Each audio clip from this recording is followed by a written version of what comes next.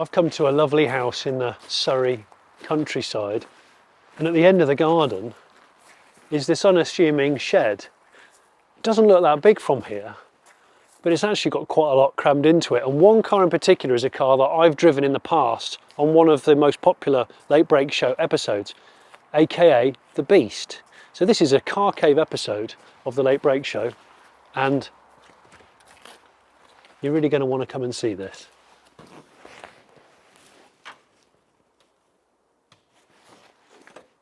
It goes on forever.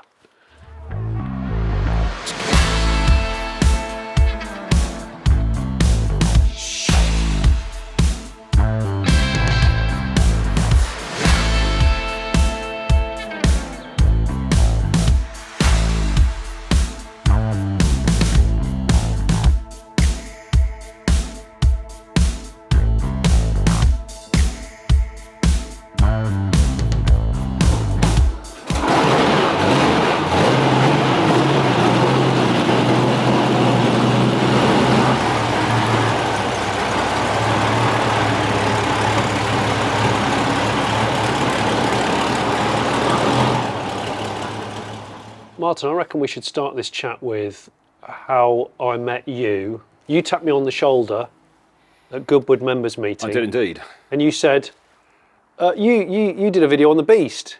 I've just bought it. That's right. I've seen you do a video on your YouTube channel. Yeah. And complete with smoke pouring out the exhaust and, and bits falling off it. And I thought, do you know, I'm about to change what it looks like. Yeah. What better person to ask to come and look at it again than you? Yeah, no, it was fantastic. And so after that, then I realised that you had had a number of interesting cars over the years, which is why we're in the shed today.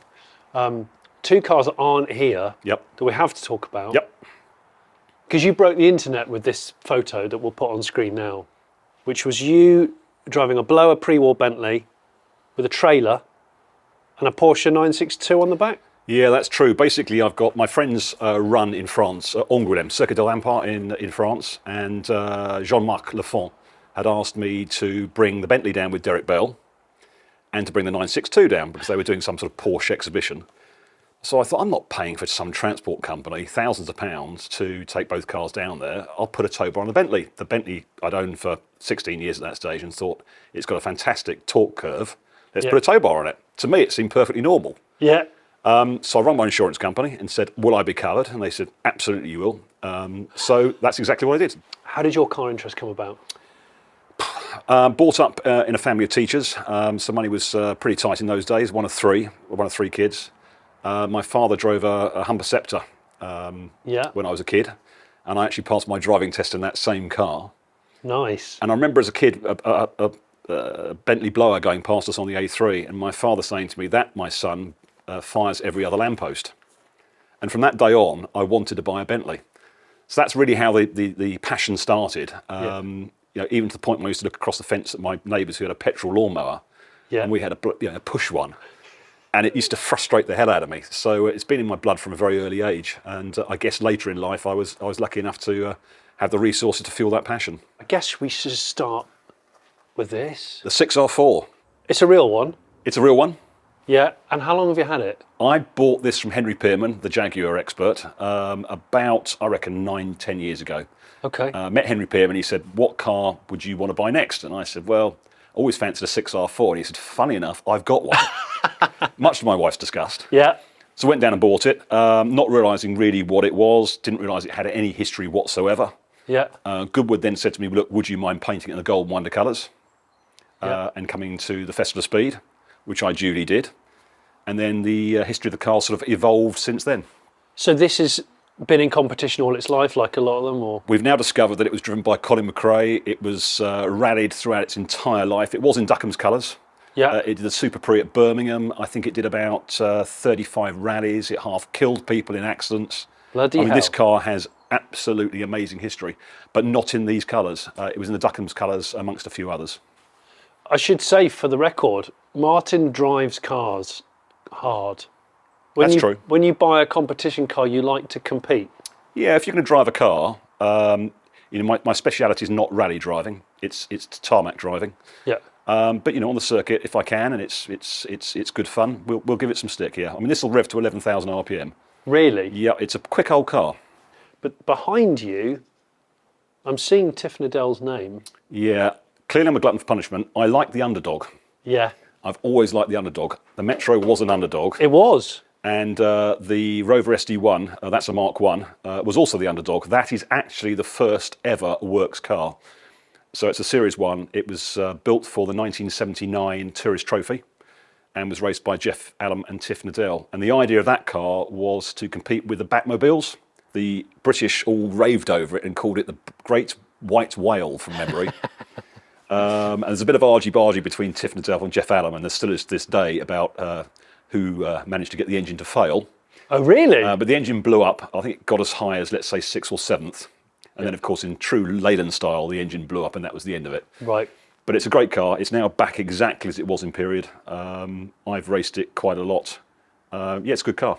So has this been restored or has this been... Yes, when I first got it, of course, it had the full racing engine, which was in perfect condition. I drove it once and it blew up. It transpired not to be the right engine at all. We've now got the right engine back in it. They're very strict on it being 3.5 litres. Yeah. And it is 3.5 litres. But yeah, it's a great car to drive. Spam calls. Almost everyone experiences spam calls at some point from time to time. And do you wonder how they keep getting hold of your number? Well, the answer is data brokers. Without us even knowing, our personal information is being sold and published online. Everyone has the right to protect their privacy and request that the data brokers remove that information that they hold about you. And that's where today's sponsor, Incogni, comes in. Finding and requesting the removal of this data would take the likes of you and I years to do manually, but Incogni does all of that on your behalf. They reach out to the data brokers and insist on the removal of the data. And if there's any objections, they deal with that as well. So you are completely hands off. Spam calls aside, the consequences of somebody using your personal data can be really serious. Loans could be applied for in your name, but without your knowledge. The behaviour of scammers could affect your insurance prices. You could even be duped by an AI call where the scammer pretends to be your friend or a family member.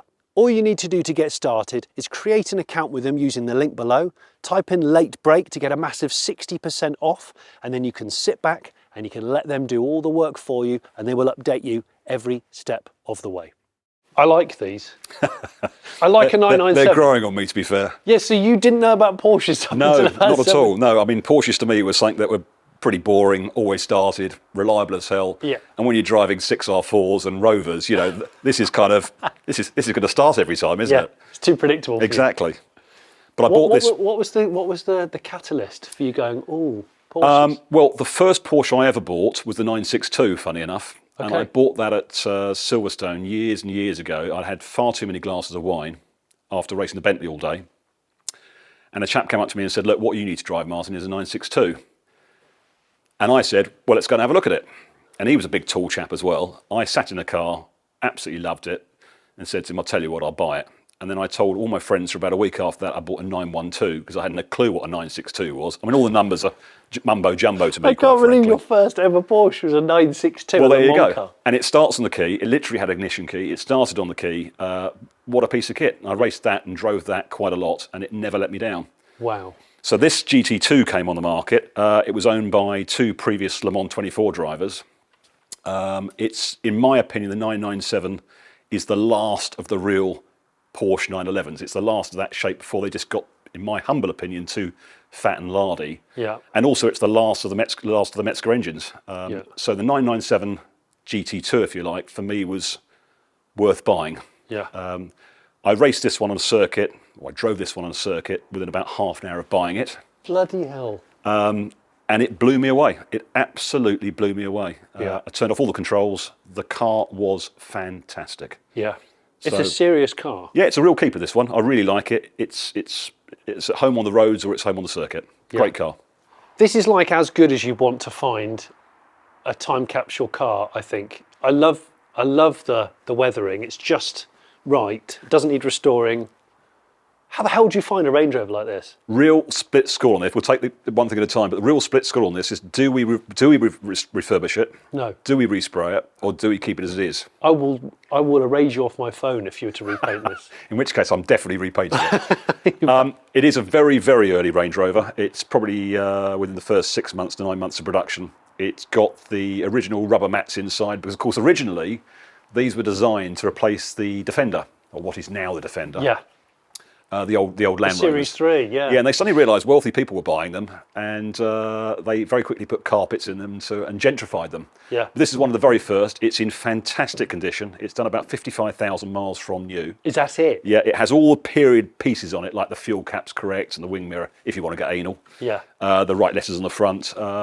It's a great piece of kit, and I use it for work occasionally. It's brilliant at towing. It does everything you want it to, and it's as smooth as silk. What's it like in all the places you can't see? Because I know these do like to rot.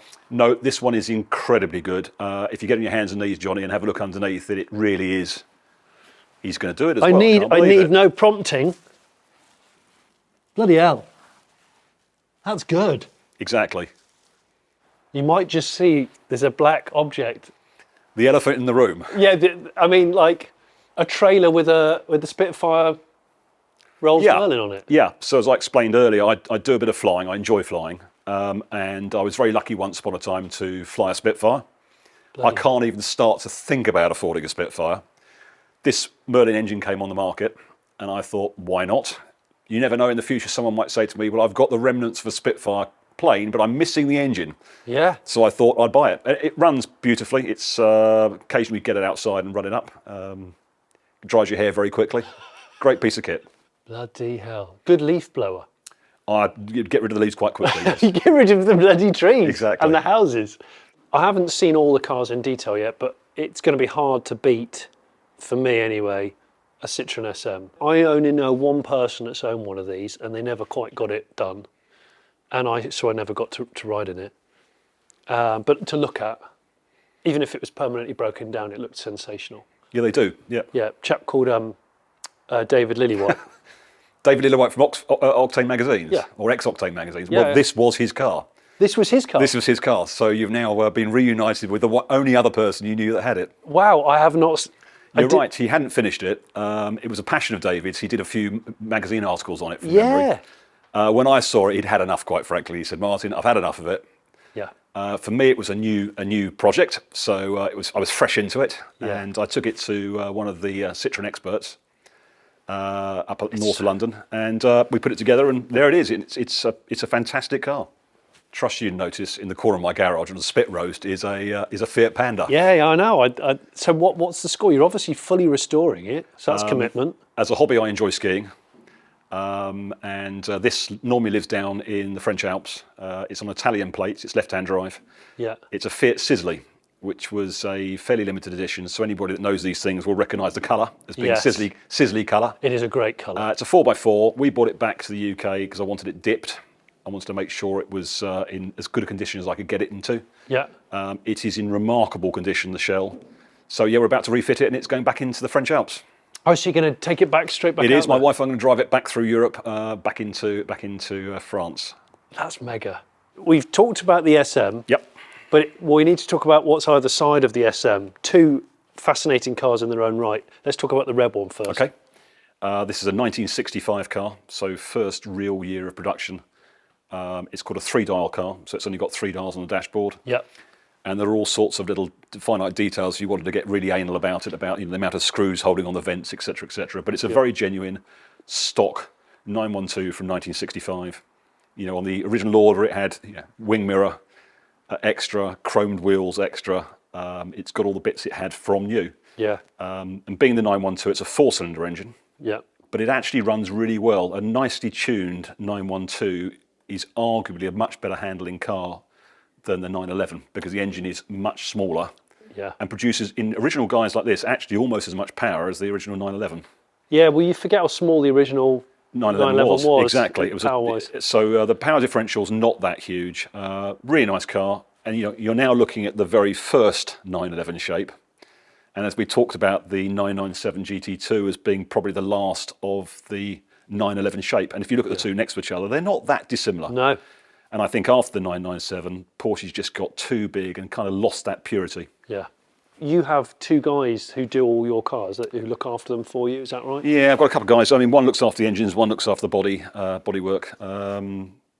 So yeah, they dabble with the cars, which is good news. Yeah. So one of the most popular videos I've done on the Late Break Show is when I got the opportunity to drive this car, the Beast. It wasn't in this colour, and it didn't entirely look like this. It looked like that. In fact, in that strange sort of prosthetic limb. Without that radiator grille, of course. Without that radiator grille. So it had the John Dodd, correct, the chap that owned it, the late owner and builder. So you're the guy that ended up buying this car at auction. Yeah, I was the stupid idiot that thought it would be a great idea. I actually think it was good value because it's such a one-off, weird folklore car. Do you know, it's one of those Marmite cars. People either love it or hate it. The people that hate it probably don't get it. Yeah. I wouldn't say it's beautiful. You know, it is bordering on ugly. Yes. I think the change of colour from the prosthetic limb colour to what we've done now and the modifications we've done to the front have helped. I spoke to John Dodd's son, Paul Dodds, throughout the entire process, and he sanctioned and said, no, my dad would really like that. So we have changed it. We've changed it into what you see today. We've refurbished the interior, which we'll see later, for a completely new interior based on the existing structure. We've stopped it burning so much oil. Good. Because I noticed in your last video, it showed it burning a lot of oil. So we've had part of the engine apart. Yep. We did find part of an oil ring in the sump. Did you? Which probably wasn't helping things. No. It's still got that broken oil ring in it. Right. But with these particular engines, they had 2 oil rings and 3 piston rings, I think it is. Someone out there will tell me that's wrong, but do you know, as the amateur, that's what it's got. Yeah. And of course, we put the Rolls-Royce grille back on it. I was going to say, so it now has, I mean, the very controversial grille, because obviously the main backstory of this car was to do with Rolls taking John Dodd to court. Yes, I think in those days, Johnny, you know, John Dodds loved poking Rolls-Royce in the eye. Yeah. He kept phoning them up and pretending he was either a count or a baron or a chateau owner from France, and that he wanted their latest model, which he'd seen on the roads, his own car. Yeah. And I think at the end of the day, they kind of got a bit, if I can say it, pissed off with him. Yeah. Because he was goading them.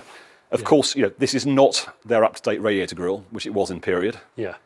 I've also taken the precaution. I was at Goodwood recently, and I was lucky enough to be having a dinner in one of the dining rooms there at one of the functions. And sat next to me was one of the CEOs of Rolls-Royce. Really? So me being me, I happened to mention to him that I'd bought the Beast, and I was going to put the Rolls-Royce grille back on it again. I explained the history because he didn't know the history at all, because of course it's now owned by the Germans, which is kind of slightly ironic, I guess. Yeah. And I kind of said to him, look, we've put this Rolls-Royce grille back on the front of the Beast. It's registered and always has been registered as a Rolls-Royce. It's running the Merlin engine, which the UK population are incredibly proud of and is fairly sensitive material. So therefore, surely it's fitting to put the original grille back on the car. And in a slightly Germanic accent, he said to me he didn't think there'd be a problem. Now, of course, you know, that's very much off the record. Yeah. But I certainly have no intention of goading them over. There's no reason to. It's clear historic car now. Yeah. And that is an historic grille. Yeah. So hopefully it can stay with the grille it was designed to have in the first place. And as I say, it is registered and always has been as a Rolls-Royce. So are you going to use this thing? Yes, my first journey post-refurbishment was down the pub. Right, okay. Caused a bit of a stir. We had all sorts of people stopping and winding down their windows and saying, is that what we think it is? Yeah. But it drives pretty well. Yeah, not bad at all.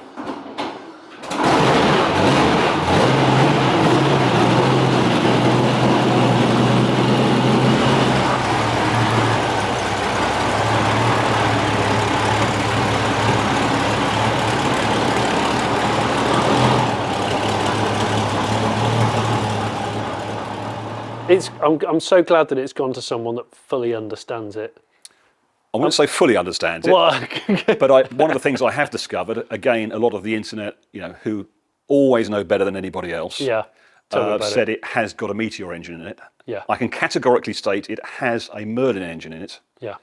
It has a Merlin engine in it without the supercharger on it because of the depth of it. What it has got is Meteor pistons, because the supercharged Merlin engine had low compression pistons. Of course. Because it was supercharged. Yeah. Without the supercharger, it just wouldn't produce enough power. So it has the Meteor pistons, which are a higher compression ratio. In a Merlin Exactly. block. So the block is 100% Merlin. The running gear is 100%, the engine is 100% Merlin, apart from the conrods and the pistons, which are out of a Meteor. Right. So they're kind of right. Yeah. Well, and if you need any spares, I know a guy who's got one on a trolley. As we were talking about earlier, yeah. Presumably this is like a childhood dream thing. No, Johnny, it's not. To be fair, it's the same with Porsches. Never really got Aston Martins. I've been a bit of a Jaguar fan in the past. Until very recently had a Series 1 4.2 E-Type. Worth a fraction of the cost of these. Yeah. And some would argue considerably more technologically advanced than an Aston Martin. Because of my hotel I bought in France, which we discussed earlier, that was famously involved with Aston Martin, the Hotel de France in the Chartres. So a lot of people were pushing me and saying, you really need to buy an Aston. I decided to buy the DB5. I was lucky, I guess, in respect of being able to do so. And as we all know, we're all slightly worried about, I think the price of classic cars is going down. Yeah. The reason I bought the DB5 is the latest Bond movie has the DB5 in it. And I think subsequent James Bond films will probably continue with that theme because the DB5 is kind of linked forever with James Bond. It's evergreen. I think it's evergreen. Yeah, I think it's one of the few classic cars that is. I have to say now, having been privileged enough to own it, it's a great car. Really enjoy it. As well as the Porsche 912, the DB5 is also my wife's favourite. So is it? Yeah, she loves this car. Yeah. So you use it? I use it a lot. I use it in the winter, I use it in the snow, I use it in the ice and salt and God knows what else. Well, it's a car, isn't it? It's not. This one's not a trailer queen. Yeah. Which is why I like using it. It does what it says on the tin, as long as you wash it off underneath afterwards. I guess if I refurbished it and rebuilt it within an inch of its life, no, I wouldn't. Yeah. But that's part of its beauty. It's a proper car, and the colour's slightly strange. Yeah. But I found out recently the original car that was delivered to the James Bond set was in fact red, and the film crew said that doesn't work. We'll change it, and they changed it to silver. Really? So the original one, not necessarily this red, but the original car apparently was red. And this car, it then transpired, also had Bond history, in the sense that the original owner of this car was a Second World War fighter pilot. Right. And he was the designer, and it transpires manufacturer, of the James Bond costumes from the period when these cars were used originally, like the Man with the Golden Gun and so on and so forth. Really? So the original James Bond films that had the DB5, he did the costumes and manufactured them. So a nice piece of history. Interesting. Yeah. Not related the slightest to this. Very different. I know it's a historic Formula One car. It is. And I think it's 80s. It is. It's 1987. Yeah. It's an Arrow. Yeah. It's one of the first cars to be completely carbon fibre. So the tub on this is carbon fibre. Is it? Yeah, it's of an era when the drivers were just beginning to become quite important, and they decided they really didn't want to kill the drivers off. Right, yeah, yeah. So safety started to become one of the sort of forethoughts. Yeah. The brakes on this, interestingly, are also carbon fibre. The discs are made of carbon fibre. In 87? 87. So everyone thinks it's a really modern thing. You know, here we have a 1987 Formula One car with carbon discs. Wow. What the hell are you doing with this car? Well, again, Henry Pearman, funny enough, we were talking about earlier, the guy that introduced me to the 6R4 we first spoke about. Yeah. He rang me up one day and said, Martin, have you ever thought of trying a Formula One? So me, like the lamb to the slaughter, said, I'll be up in half an hour. Went and saw it. It was running, but it appealed to me because it's one of the very controversial turbo cars. So it hasn't got the large intake because it doesn't need any ram effect because it has a dirty great turbo on it. It's a 1.5 litre BMW engine with a huge turbocharger. It doesn't rev that highly. Yeah. You'd think of this, you know, revving to 12, 13, 14, it doesn't. It's sort of comfortable around about 9,000 RPM. Yeah. We're running about 800 brake horsepower, which again, out of a 1.5 is not bad going. But it's frighteningly quick because it's the way it delivers that power. Right. So you really have to drive this very differently to most Formula One cars, in the sense that most Formula One cars, when you see the apex, you'll start giving the full beans. Yeah. With this, if you do that in anything other than perfect conditions, it will try and kill you. Right. Because the turbo comes in with such a bang Yeah. that it's quite frightening. What a thing. Right. Penthouse. Yeah. I know what Penthouse is. Yeah. I'm aware of its presence. Yeah. Older than that one.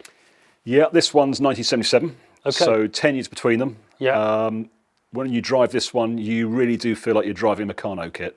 Really? There's really no driver safety allowances in this car whatsoever. You stick your legs over the front of the steering rack So your legs are in front of the steering rack. Yeah. Whereas in the Arrows rules and regulations, it had to be behind the steering rack. Yeah. That is the fuel tank. This box here. Behind your back. Literally, my backrest is the fuel tank. The panelling is, how can I put it? You know, it is made of tin foil, but it's a great car. It's a DFE engine V8. It's the Ford Cortina, if you like, of the racing world. Yeah. Every car in period had the V8 in it. Yeah. It's very predictable to drive. It's got a beautiful power delivery. It's got a nice torque curve. You know exactly when the power's coming in, unlike the turbo. So this one you can drive onto the apex and accelerate away with impunity and the knowledge that the power will come in exactly as you want it to come into. But yeah, really good car, really nice, comfortable car to drive, nice wide body, whereas the Arrow is very narrow. Yeah, great piece of kit. Fantastic, and sitting in front of a 70s car. The Golf GTI, the inimitable Golf GTI. Yeah, a very early one. Yep, one of the first years of production. Single headlights. Single headlamps. Slim little rear clusters. Yeah, tartan interior. Yeah. And anti-glare dials on the dashboard. So really, first year and a half. Yeah. Looked for this for about 12 years. Really? About 12 years, because it had to be one of the very, very first ones. 1600. This one's got a 5-speed box. I think the 4-speed box was probably only the first 6 months. Yeah. It's a 5-speeder, but yeah, absolutely the first incarnation of the Golf GTI. So it's the daddy, isn't it, of the hot hatch? It is. Yeah. Yeah. No, it looks really nice. So you've restored this car? Yes, it was a one-owner car. It was in pretty good condition, to be fair. I bought it in auction, but it had things like a vinyl roof stuck to the roof. What? Which was pretty bad, to be fair. It did have some rust on it. Yep. But overall, the shell was very, very good. It's done minimal mileage, but we did completely refurbish it, to get it back to standard. But the seats are, as you see them, perfect. The dashboard's They're perfect. not restored, They're not restored, they've just been hoovered. They are really bright. We must talk about the Maestro. the other the Maestro. Yeah, well, the Maestro, acquired taste. Again, another Marmite car. You either love them or hate them. Yeah. I must be one of the few until I met you that actually likes them. I don't love them. As we talked about, I've also got a Montego turbo up the back there, which we'll no doubt come on to. But yeah, Maestro turbo. Very rare car. They made very few in the first place. Strangely enough, the more Maestro turbos, even though they made very few, than there are Montego turbos, which they built thousands of. Yeah. Because the Montego is basically scrap fodder. Yeah. And some people would say good riddance to them, quite frankly, but you know, they are part of our motoring history. I like them. Damn quick car, actually. This one is still being rebuilt, hence the headlamp's been sort of wonkily thrown back in for the filming. Yeah. But it's going to go back into one piece, and I'll use it. But great fun to drive. It is refreshing coming from someone that's driven stuff like that. That you obviously like, you know, the sort of exotic stuff like the DB5, but to like give that credibility. People are so quick to judge, and I think the people that judge have potentially never owned these cars. Yeah. So they don't actually know what they're like. And you see the people that really rave about them are the people that had them. It's very cool. It's very, very cool. Thank you. And it looks especially random next to that. I don't see what you're saying. Looks normal to me. You've roof chopped it as well. No, I had to put the roof down to get it into the garage, to be fair. It won't come in with a funnel on it or the roof up. But yeah, that's another story, but that's a great piece of kit as well. So we just popped outside just to look at one car. It just happens to be snowing. This S-Class, or predecessor of the S-Class, Martin, is this your everyday car? It is, yeah, Johnny. This is a one-owner from new car. I found this one in original. I like it because it's the colour. Yeah. It's really unusual for Mercedes to be in this colour. Yeah. I like the condition of it. It's built like a brick doodah. They're amazing. Yeah, I drive it every day. It always starts. This, unusually for me, is an automatic. Okay, but an automatic really suits this car. It does. The manuals weren't particularly good, even in period. No. But I drive it most days. You can see it's out in the snow. Yeah, really good car. As long as you keep it jet washed underneath. It's a very comfortable car. It'll cruise at the maximum legal speed limit plus a bit. Yeah, really good car. Looks great out here in the sun. Yeah, I like the look of them. This is mint, Martin. It is. I mean, mint. It is. If you do so, you do it properly. This was a car that was originally a 2.5 PI, which it is now. Yeah. Someone had taken the injection system off it and put it onto carburetors and changed the wheels to S wheels. Yeah. I wanted to change it back. In the process of doing that, I had to bloody refurbish the whole car. And if you're going to do something, do it properly. You know, it's not worth anything like I spent on it, but do you know, it's a great car to drive. I'm really pleased to see it because it's not a car that gets a great deal of... Good press, no. Not really. And when you get one as good as this, and I think you've got a shot of the engine, when you get one as good as this, they actually drive really, really well. The problem is they became old bangers. People couldn't afford to keep them going properly. They didn't understand the fuel injection system, and they were bloody horrible to drive. This one's really nice. Yeah. And in terms of the body and the paint, I've had a look underneath and inside the inner wings and all sorts. It's just, for me, it's beautiful. Anyway, next to it, another 70s car, but an Aston. What is it? A Vantage? It's a DBS Vantage, yeah. But not a V8. No, Aston Martin hadn't quite got the V8 ready when they brought this car out. Yeah. And they put the straight six in it. In my opinion, it's the most pure shape. It's a real Coke bottle shape. I love the shape. With the spoked wheels and the cheese cutter grille and the 4 headlamp layout. Yeah. In my opinion, okay, it's all subjective. When they put the V8 in, they kind of ruined it by making it fat and lardy. I think it's a great looking car. I love the body shape. The other car, the other hot hatch that we were talking about earlier. Yes, the 205 GTI 1.9. Yeah. So that's a one-owner car, Johnny. Is it? Yeah, it's a one-owner car. It was found in a underground car park in Monaco. So it's a British car. It was registered in the UK, but then taken to Monaco and left in an underground car park. So it didn't get sun damage, and it didn't get temperature variance. Bloody hell. So it's completely original paint, interior, the lot. That's amazing. Unfortunately, we're in so tight in this corner because Martin can't stop buying cars that we couldn't get them out very easy. We'll try our best. The Dolomite Sprint, I've seen you racing this at, I'm sure, the members meeting. Yes, the Incogni Dolomite Sprint, that's the Belgian works car. I'm not actually a fan of them because we're restricted on power. We've got about 170 brake horsepower, I think. Oh. And it keeps competing with things like the full-blown Capris and Escorts and American muscle cars. Yeah. So it's an acquired taste. Yeah, so that Mini is buried in there. Yeah. It's almost touching the cars either side. It is, yeah. 65. That's a Mini Cooper S. That was originally owned by the Padwick family, so I think Nick Padwick. It's his first racing Mini, so he has a bit of a soft spot for that actual car. Great fun. Very tight racing with Minis because you've probably got 6 or 7 brake horsepower between the absolute best engines and the normal racing engines. Yeah. So people like Nick Swift, for example, is always at the front because A, he's a damn good driver, and B, his car's producing as much power as you can physically wring out of those things, given the regulations, because with Goodwood, for example, you have to take the engines apart before the race so they can actually measure the balls and stroke. They're very, very strict. Do they really? They're very strict on it, which is a good thing because, as I say, you've got 6, 7 brake horsepower difference between them. Yeah. Great car. Yeah. So you buy cars that you are interested in, yes, more so than ones that you're trying to kind of like hedge your bet on. What... Exactly. It's not a theme to anything. Yeah, yeah. So again, that's boxed in heavily. Lotus Cortina, Mark II. Mark II Lotus Cortina. Mark II was the car when I was in my youth. Yeah. So I've always preferred the Mark II to the Mark I. Again, everyone will argue against that, but that's a personal choice. The Mark II Cortina wasn't really a genuine Lotus in the way that the Mark I was. Yeah. But it's a pretty car, same running gear. It is a Lotus engine. That one's also completely immaculate. Is it? Yeah, completely immaculate. Underneath, it's brand new.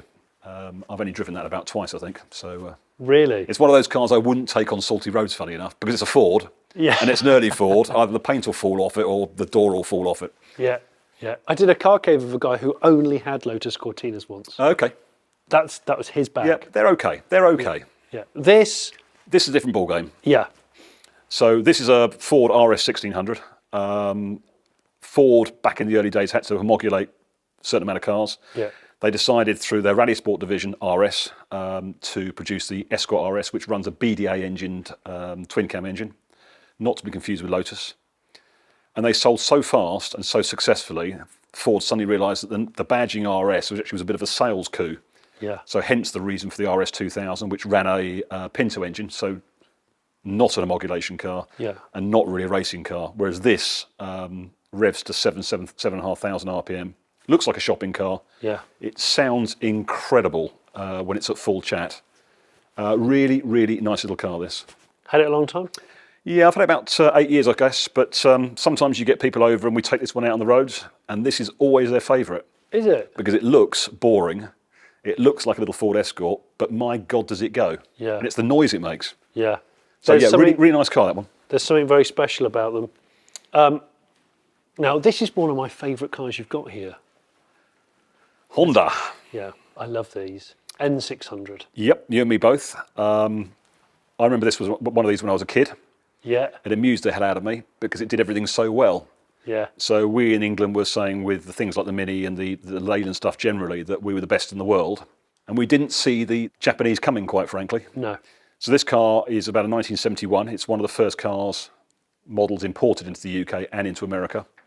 But you've got things like an ashtray and a cigarette lighter and a radio and green dashboard lights as standard, which was all things that Leyland was charging extras for. It's got a little twin-cylinder 600cc engine. Yeah. They rot like mad. Yeah. It's a British car, this. Yeah, it's in British colours. It's in British Leyland colours. We use it on the back of my competition. So I've got a motorhome that I take to motor racing meetings, and I put this on the back. And I get more comments about this car than anything else in this garage. Really? In fact, at the Goodwood meeting last year, all the governor's cars were parked in the governor's car park. And I'm lucky enough to be a governor, and I parked this one amongst them. So you had the Ferraris and Lamborghinis and Range Rovers and Christ knows what else queued there. And this parked in the middle of them. And this got more comments and photographs, I think, than anything else at Goodwood that year. That's mega. Great car, really nice little car. If this was going to bookend your car cave, it would be, I guess, this little Honda N600 next to... Yeah, this is a Porsche 997. Again, we talked about the GT2 earlier. This is a first gen 997. So again, it's the Metzger engine. Yeah. In period, everyone wanted the Gen 2. I insisted on getting the Gen 1 because it's the last of those engines. This is a turbo. It's got ceramic brakes, and more importantly for me, it's got a manual gearbox. So this is a keeper. Esprit. Esprit Turbo. Esprit Turbo. I guess everyone mentions things like Pretty Woman and I think Basic Instinct, the Sharon Stone film. I think she drove one of them in that. Yeah, the other word to use for them is fragile. Are they? Yeah. The great looking car, apart from the side repeater indicators, which I think they got from the parts bin somewhere. Yes. But great looking car. The reason I bought this one is I was sitting next to one of the new Lotus CEOs at a dinner, and we started chatting, we started talking about cars, and he said, you know, look, we're involved with Lotus now. Lotus is going to get a much bigger company. It's going to be huge. What I suggest you do is you buy an Esprit Turbo, because I think it's a car that will really go in the future, because it's one of our sort of classic old style cars. So I did just that. So this car's done almost no miles. It's in really nice condition. Driven it once or twice. Goes really well. You know, the engines in these aren't that huge, to be fair. This is prior to the V8. Yeah. But it's a turbocharged car. Yeah, great piece of kit. Gel coat's really good on it. Interior's nice.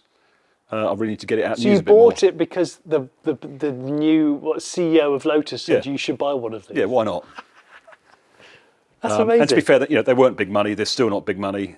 I think they're great cars. It's, you know, standing here now, I really need to get it out more often because it's a great piece of kit. So late 80s and also very early 90s or late 80s, because this is a very late car. Yeah, it's one of the last Audi Quattros. It needs a damn good clean looking at it, but that's not unusual with my cars. I use this one. It's a late 20 valve car, which is the one to have. It has the electronic dashboard.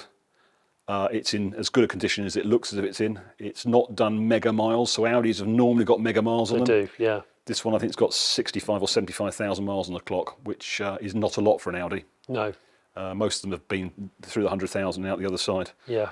Really nice car to drive. Drive it to France occasionally. It's a modern, comfortable car. Usable, it's an Audi. You know. Yeah, it's so usable. I love them. I love them. But like you say, the 20 valves are worth so much more than the earlier. They are, which I think is a little unfair. But you know, it's a nice car, even down to the typical aerial, the mobile phone, telephone aerial of its period. Oh yeah. On the roof at the rakish angle. Yeah, yeah. No, I miss my Coupe GT. One day I will have a Quattro. Aston number 3. Yeah, for someone that doesn't like Astons, this was actually a COVID lockdown purchase. It was one of them. I was getting bored. Yeah. And I quite like the DB9. I think the DB9 is probably one of the prettiest of the modern shapes. Yeah, it is popular. And spoke to Desmond Smale, who's a friend of mine, and he said he had a rare manual with very, very few miles on it. So I thought I'll go and have a look at it. It's a convertible. It's one of the few convertibles I've got. Yeah. So I decided with a manual gearbox that, yeah, I'd go for it. So I'm going to keep it. I use it quite regularly. It's done no miles. Really nice car. I think they're a little bit undervalued, to be fair. So, exotic cabrio to, well, it's I think these are really handsome cars. It's not exotic, but Handsome, I think, is probably a little bit rich for them. yeah, you got the Vitesse. We talked earlier about my first car, which was a Triumph Herald convertible. Yeah. And it was in exactly this colour, funny enough. Was it? With tan vinyl interior. Yeah. So this one came on the market. I couldn't believe it because it's a one owner from new car. Bloody hell. They don't exist. Not this old. It's done 75,000 miles from new with a full service history throughout its life. Wow. And because it was in my original car's colour, okay, it's a Vitesse, not a Herald, but and it just happened to be 2 miles down the road from here, I went to have a look at it. And the guy that had it from brand new was on his crutches, and he came out and he said, I never thought I'd sell that Vitesse. Oh. It is so smooth. These engines are straight six. They've got really weak bottom ends. Yeah. They're inclined to rattle Yeah. when you start them up. This is so smooth, it's ridiculous. He had it serviced every couple of 100 miles What? by the same dealer, the same local garage. The chassis is perfect on it. It's never seen the rain.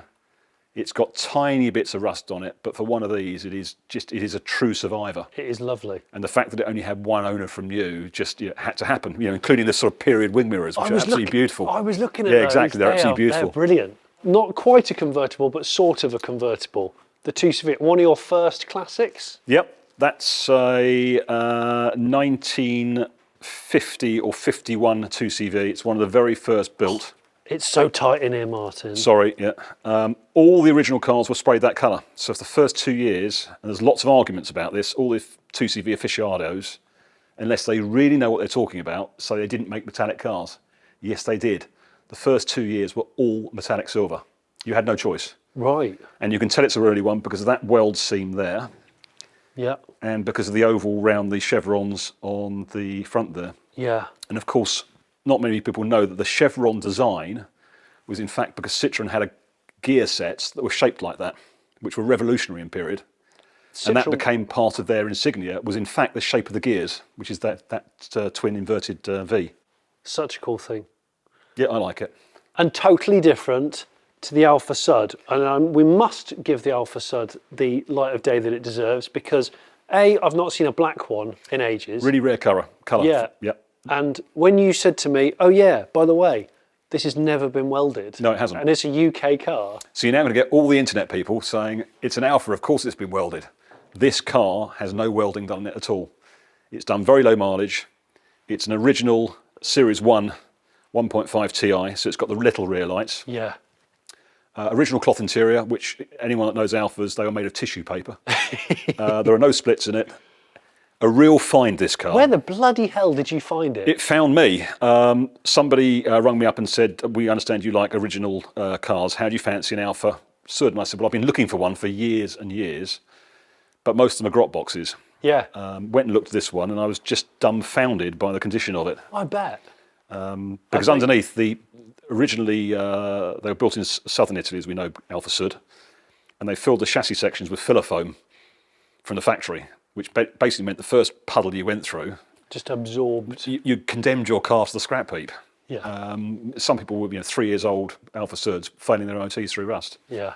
But this one, yeah, it's done I think about 30,000 miles. It was clearly owned by an enthusiast from the day one. Yeah. Because it's been so well looked after. It's a really lovely, clean car with, as you know, a flat 4 boxer engine. Yeah. And I do think, we were saying earlier, it's sort of shaped like an Austin Allegro. It is, especially the back. Yeah, which I think is a cool thing. Well, there's not many cars that have a horn that's shaped like a serpent or sea creature. I don't know what it is. It's got teeth, but I don't. More importantly, it's an original one rather than a copy. Is it? Yep. So this is your first classic car? This is my first classic car. This was actually a bad debt. Was it? It was a friend of mine got me to work on his house, Yeah. building a garage, I seem to remember. And then afterwards he said, look, I can't afford to pay you. He said, but I know you're a car mad person. I've got this old Dion Bouton engine car. My kids were with me. They fell in love with it because they were really young. They called it Daisy because of its yellow wheels and green bodywork. And I've had it ever since. It didn't run. It has bizarre things called trembler coils, which I got going. Anyone that knows anything about those, they're really sensitive. That's the bit that makes it spark. Yeah. And it's a great chug around. It talks to you as you drive along. It chatters away. And it's totally different to the MG Montego Turbo. So you've got the white Maestro. Yeah, see, Johnny, you are the only person I've ever met in this garage that actually likes Montego turbos. Love them. Yeah, people come in this garage and go, what the hell are you doing with that? I was brought up with Montegos. I really like the styling. Yeah. All right, I'm slightly mad. Yeah. And it's the inequitable turbo, and it drives fantastically. Does it really? It's got a bit of torque steer because the power's too much for it. But it drives beautifully, it's quiet, it's bloody fast for its period. Yeah. And again, I think people just either didn't own one or drove one when they became shabby old cars that weren't being maintained properly. This is a really nice car. It's an early one, so it's the white painted wheel one rather than the alloys. Oh yeah, the white painted wheels. Yeah, I spent incomprehensible sums of money on this car. But Have you really? Yeah, of course I have. But it's a turbo. I love love it. that you've got it. It's a great car. It's brilliant. Next to, I mean, still one of the coolest shaped cars that's ever been. DS23 Palace injection. So it's an injected car. It's one of the last of that era. Yeah. Of course, the weak spot on the DS is the engine. Yeah. Because they were supposed to have, and I think I'm right in saying, a flat 6 air-cooled engine, hence the shape of the bonnet. Yeah. Citroen were running out of money. They had to throw it together in a hurry, so they put the Light 15 engine, which is right back up towards the cockpit to get the height in. So it's a bit of an agriculture engine, to be fair, in a very, very sophisticated car. I had this one rebuilt, not in the UK. Yeah. It was a bit of a basket case when I got it. I was recommended somewhere over towards Russia. Yeah. It was taken over there, very risky for me because you're sending your money abroad, but they made a brilliant job of it. And the quality of workmanship was second to none. Wow. And it cost me a fraction of what it would cost to get done over here. Definitely a bucket list car for me. It's right at the back of your garage. Lotus Carlton. Yes. Why and how long have you had it? And I've still never driven one. I'd like to drive one. They are ferocious. Yeah. They are a quick car. You're basically driving a Vauxhall Carlton because they've got a Vauxhall engine in them. They were bored out for the Lotus model. Yeah. But the interior is sort of very ruched leather of its period. Yeah. I like it because it's the unsung hero. We've talked about that several times today. Yeah. It looks like a standard car. It's a wolf in sheep's clothing. Those tyres in period were considered to be enormous. Yeah, they were. By today's standards, they're quite small. Yeah. People will be saying it hasn't got the crests in the middle of the wheels. Well, they shouldn't have the crests in the middle of the wheels. So this is badged correctly. Wow. So everyone says they should have Lotus written in the middle. They never did. I think they're still one of the best looking. Well, as we know, Johnny, in period, the police tried to get them banned because they were faster than a Porsche 911 Turbo. Yeah, I know. I think there's a press photograph of somebody reading a newspaper in the back of one of these going past a Porsche flat out. Wow. Incredible piece of car. Yeah. Incredible car. And extremely different to, you've got a pair of bubble cars, you've got the Messerschmitt and you've got the Isetta over there. Yeah, well, of course, after the war, Messerschmitt were barred from making aeroplanes. Yeah. So it seems slightly ironic, by the way, with a picture of the 962 in the background. Yeah. The Messerschmitt were banned from making aeroplanes. They made cars. This one, I think it's 175 Fouche two-stroke in the back of it. Great fun. I went shopping with my wife in this. She was acutely embarrassed. Was she? But I insisted we did it. Never seen one parked next to a Lotus Carlton in my life. There's probably a reason for that. Yeah. So you do ride bikes? I do. You do. So that Ducati's a 996 SPS. I had that from brand new. Have you? Yeah, it's done about 8,000 miles. My friend Shaky Byrne would like to see I ride it occasionally. Unfortunately, I just cannot ride it without wanting to pop the front wheel off the ground. Right. And, getting older than I was. So I ride it infrequently, but when I do, it's great fun. Yeah, yeah. Just talked about the other one. So the Isetta was obviously the rival to the Heinkel. Yes. Not the Heinkel, the Messerschmitt. Messerschmitt. So they were built in Brighton. Yeah. Under licence. Yes. That's right. They were mostly left-hand drive, even though it's a UK registered car. You could buy a right-hand drive, but as we were talking about earlier, the left-hand drives were faster than the right-hand drive cars because the engine is on the right-hand side. Yeah. With the steering on the right-hand side, they had to put a counterbalance on the left-hand side Right. to keep them sort of square. Whereas Which is just a lump of... lead or metal or concrete or whatever it was. Whereas, of course, with the left-hand drive, they were sort of equally balanced. So the trivial question, the trivial pursuits question is the left-hand drive BMW Isetta is faster in left-hand drive form. That's the reason why. Brilliant. What's that? What's My dad's that old car. Was it? Yes. The actual... Your dad's... It's not, but it's the same number plate on it, which I managed to find. Really? Yeah, yeah. And I managed to find the car, another car, and I completely changed the interior and the colour to match his car, and then put the number plate on it. So it's exactly the same as my father's first car. So many of these car caves, you see the power of the nostalgia that just all consumes you. I mean, the answer is, Johnny, that the Wolseley 1550 is not a thing of beauty. It's dead slow, but it's a passion for me, because I remember sitting in the back seat of that when I was 5 or 6 years old. Yeah. So it's, I've got a passion for it. Yeah. So what are you going to sell next, and what are you going to buy next? I'm not going to tell you the answer to either of those questions. The That's buying what therapy's for. As I said to you earlier, I'm putting a jet engine in an Austin A35. Oh, yes. So that'll be a bit of fun. Did you hear that? I've got a steam car, which is on the Isle of Man at the moment being refurbished, which is looks like an American Cadillac. It's an original car. It's called a Keen Steamliner. A real steam... Only one in the world. There's books being written on this car. So that's on the Isle of Man. So that'll be back in the next year and a half. They're all bizarre, aren't they? And the jet engine Austin A35? That should be at Goodwood this year. If not, it'll be finished for then, certainly. We will put a video on screen now of what that is, because it's lunacy.